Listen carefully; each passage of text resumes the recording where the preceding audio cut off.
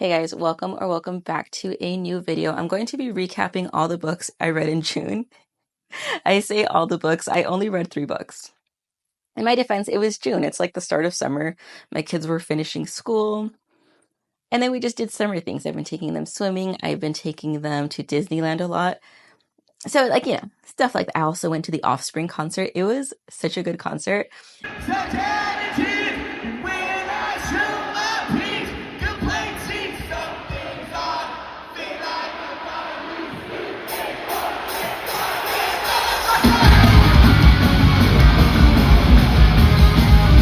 It was the 30th anniversary of the album Smash. So they performed all the songs off that album, and the opening band was Say Ferris. They're like this ska band. I think they were really only big in Southern California, but they were one of my favorite bands in high school. They had one song in, was it 10 Things I Hate About You? One of those like little teen movies back in the 90s. But anyway, so that was my June, but here are the books that I read. The first one, I got it as a recommendation. Well, she really enjoyed it. Ashley at Spooky Little Book Nerd. It is Chasing the Dragon by Mark Taus. So this is on Kindle Unlimited, so if you want to check it out, it's there. She really enjoyed it, and it's not my typical genre, but I was like, what the hell? Let me just give it a go. I was laughing so much in the beginning of this book. It's really funny. So what this book is about, you have this guy that is dealing with a lot of trauma because his mother was very verbally abusive towards him, and she really did a number on his head, right?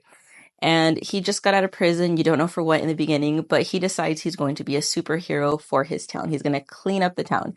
And it starts off like you're in his head, and that's what makes it funny because he's just funny and he's crass.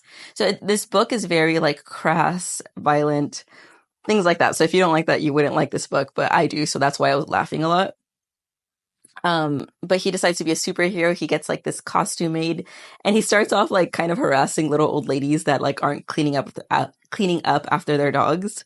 But then it progresses to real crime. So what it's about, it's this guy dealing with trauma. So, and a silly setting. So that's what was really, really fun about it. So I did enjoy that one. The next book is a little controversial. It is Riley Sager. I actually really, really like this book. I saw so many people not like it, but then I saw a lot of people also liked it. He's just very divisive. So the only other book that I've read that it's Riley Sager is The Only One Left, the book that came out last year. And I like that as well. But I think the thing with Riley Sager is he had this book, and I haven't read any other books, so this is what I've gathered, is he had one book that went supernatural. He's a thriller author, but that book, he had a lot of supernatural elements, and that just threw a lot of people off because, some people just want to know what they're getting into. Is this in the realm of possibility, or are we playing with horror and stuff? So that kind of turned people off his books. And now when they read his books, they're kind of is this also going to do that?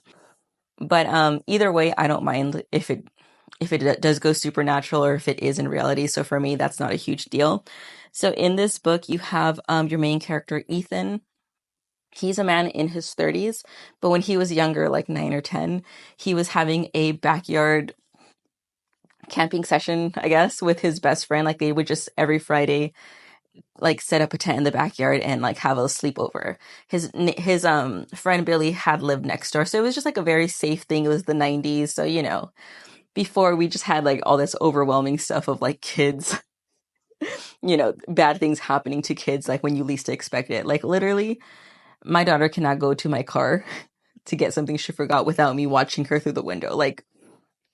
So it has that element to it where it's reflecting on this nostalgic period, which I liked. And I liked it that it was usually through the lens of an adult Ethan. So it wasn't very childish, you know what I mean? So, but it does reflect on the 90s. So it's something that I do really enjoy. I like the characters and everything. So, like I said, these 2 kids were camping. Billy gets kidnapped in the middle of the night. So for the rest of his life, Ethan is wondering what happened to Billy. Is he alive? Which he doesn't think so. But he's if he died, how were his last hours? How were they spent? And he's just kind of obsessed over this kid. But he does reflect on his friendship. And he's you know what? As close as we were, he was my best friend. He was my best friend because we were kids that lived next door to each other. Jesus. Oh well. That was just like a little light that I had. He's just like, we probably would have gone our separate ways eventually. Like we were just too different. But because this happened, he's always going to be thinking about Billy. So he moves back to his parents' house because his parents are retired. They go to Florida. So he's like right back where it all happened. He runs into all his old friends that were there when Billy was taken. So it's just like a lot of memories resurface, but there's also something going on that makes him think either somebody's messing with him or maybe Billy is alive or some kind of supernatural being. So you just don't know from the majority of the book, like which way this book is leaning because Ethan is sleep deprived. He's gone through trauma. This is a big thing in his head. So it could, in theory, all be in his head. But yeah, I really liked it. Like I finished this in 2 days. I enjoyed it. And yeah. All right. The last book that I read in June is The Funeral Ladies of Ellery County by Claire Swinarski. Uh, I don't know what put this on my radar, but I requested like a hold from the library and it came through. So I really enjoyed this book. It was a little like obviously it's funeral ladies, so there is a lot of death involved in the book. But so your main character is Esther. She's 80 years old, and you're mainly in her perspective and her granddaughter Iris's perspective. So you're bouncing between like those two point of views. And Esther is in her 80s and she talks about like all the things that come along with being 80. So she is a funeral lady. She's very active in her community. Whenever there's a funeral in town, she prepares the food and she kind of just takes care of the family. That way they don't have to do anything besides grieve. So she makes like these big, huge dinners and things like that, right? But she's talking about how her family treats her and how they kind of minimize her as she's older. And she kind of feels like, I took care of these people their whole lives. I've always been this strong woman, and now they're treating me like a baby. Like nobody respects me. Everyone treats me like I'm dumb. And at one point, like somebody brings up somebody and she starts like panicking because she doesn't remember who they are. And then it ends up being like a celebrity. She's like, oh, thank God. Because she's just like, as an older person, you can't forget anything. Like if it was somebody I knew, like I would never live it down. Where like people that are in their 30s, 40s, they can forget something every day and nobody accuses them of having dementia. But because like her family is already babying her, she doesn't want to give them any other reason. So she's talking about that, and she ended up making this friend online called Hazel, who is a very young single mother. And the way their friendship got going is that it was on Twitter. Like they were both following the Pope, and Esther would write things, and Hazel ended up DMing her, and they're like talking about like just life. And Hazel's like, "Yeah, I'm a single mom, and like I'm having all these hard times." And it turns out Esther loaned this woman $30,000. And after the money went through, she had never heard back from Hazel. And she's still like, oh, well, maybe she's just busy with the baby and this and that. But at one point, her family's treating her like, like she's a child, like they're babying her. And she mentions like, oh, well, I have this friend Hazel. And they were just like, who's Hazel? And she kind of said it like she just wanted to shut them up. But then she realizes she kind of opened up a can of worms. And she starts telling them, and they're telling her, like, hey, you have to be careful with people online. They could be preying on you. She's like, they're not preying on me. She's my friend. She treats me with respect and this and that. And then, like, it comes out that she lent her the money and her family gets involved and they find out, like, yes, she was a victim of fraud, unfortunately. And that money is gone. And Esther's behind on her mortgage. And, like, they have to figure out how they're going to save Esther's house because it's just like a family house. They have so many memories. It's the best house in Ellery County, and the town comes together for Esther because like she had been there for them throughout their whole lives. So it was really like nice to see like somebody, like everybody come together for somebody that did the right things like her whole life. Like she was always there for them. She never asked for anything in return.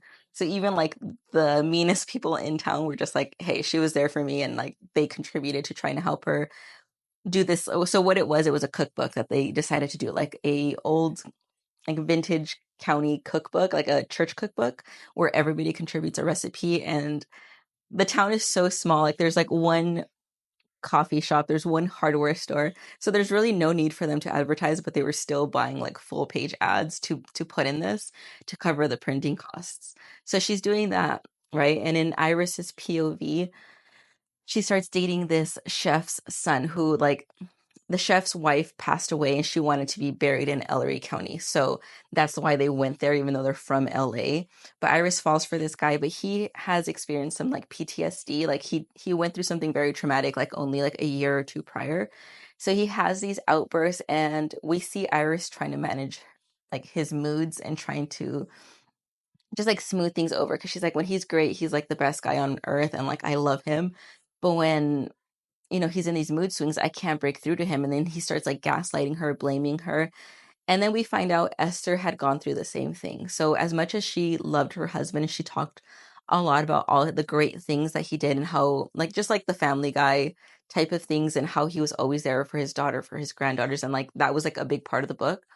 Once like this starts coming up, Esther does reflect that, her husband did the same thing because he was in the Vietnam War. And Esther's like, you know what, I spent a lifetime making myself small and trying to like smooth things out that weren't my fault. Like, I don't want that for my granddaughter. So it was like an interesting like thing about like grief and like dealing with anger issues and like things like that complicate like relationships. So they had that, and also all the whole family is Catholic, so it's not like a Catholic book, but you see how it impacts their day-to-day life. Like they're going to novenas, they're going to adorations, daily mass, and like it's just like in passing, but it just kind of like the importance of having a faith that like it kind of keeps your perspective in check, sort of. So yeah, that was the first book that I read from this author. I did really enjoy it. I wonder if it's like a series or what her other books are like, but it was a fun read. Okay. Anyways, those are all the books that I read in June, and I'll see you in July.